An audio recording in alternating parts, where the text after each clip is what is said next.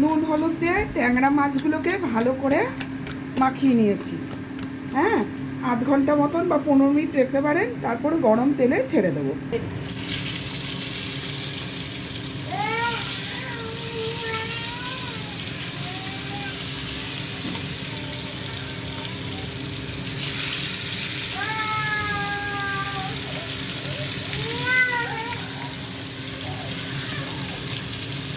লাল লাল করে একটু লাল লাল করে মাছগুলোকে একটু ভালো করে ভেজে নেবেন।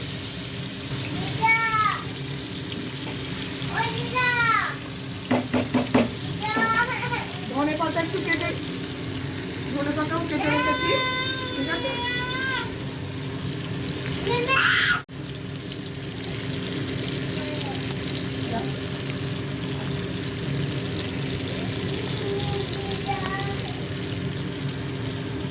মাছগুলো ভালো করে ভাজা হয়ে গেছে।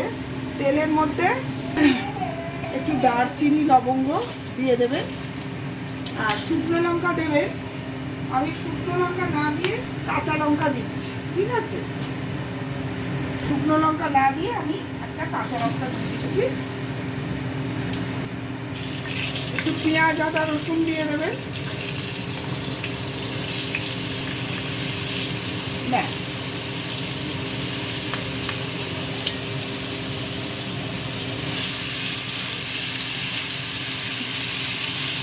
হলুদ দিয়ে দিলেন, লঙ্কা গুঁড়োটাও দিয়ে দেবেন। এতটা মতন কালো জিরে দিয়ে দেবেন। দেখুন, জিরে ভেজে রোস্ট করে রাখা 1-1.5 চামচে মতন দেবেন, বেশি না, 1-1.5 চামচে মতন। ভালো করে কষাবেন। এই মশলাটা যখন কষবে, তার সঙ্গে একটু ধনে পাতা কুচো করে কেটে ধুয়ে রেখেছি দিয়ে দেবেন।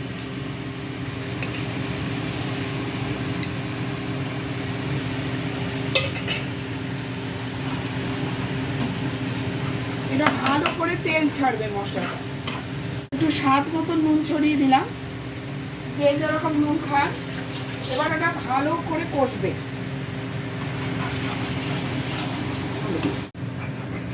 কালার দেখেছেন কত সুন্দর হয়ে গেছে। এবার এরকম রসুন আপনি দিয়ে দেবেন।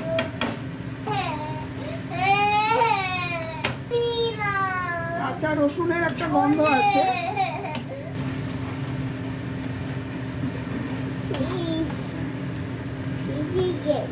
এবার এর মধ্যে এই ট্যাংরা মাছগুলোকে আমি ফেলে দেবো।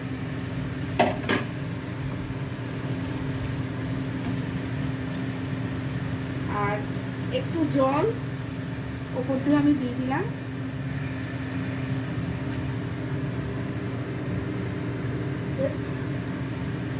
এখানটাতে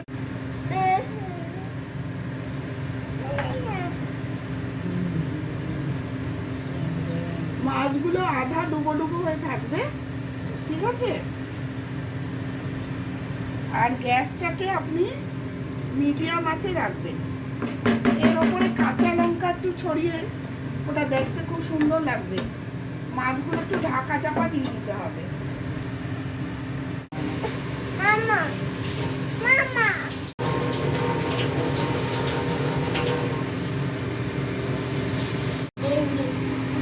এবার ওপর দিয়ে একটু কাঁচা লঙ্কা ফেলে ফেলে দেবেন, দিয়ে একটা কাঁচের ঢাকা দিয়ে, মোটামুটি একটা ঢাকা দিয়ে রাখবেন, যাতে আপনি দেখতে পান মাছগুলো কেরম ফুটছে।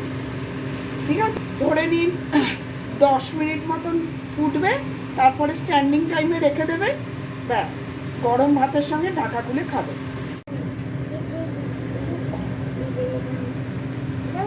মাছটা পুরো হয়ে গেছে, এবার গ্যাসটা বন্ধ করলাম। ঠিক আছে, এবার স্ট্যান্ডিং টাইম 15 মিনিট দেবো। দেখুন, এখনো টকবক টকবক করছে, দেখছেন?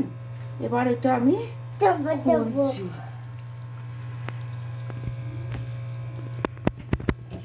কালারটা দেখুন, খুব সুন্দর গন্ধ বেরোচ্ছে।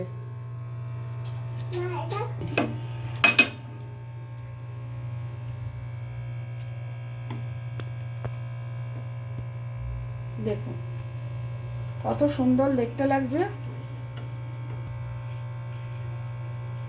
লঙ্কাটা দিয়ে দিই। বাহ,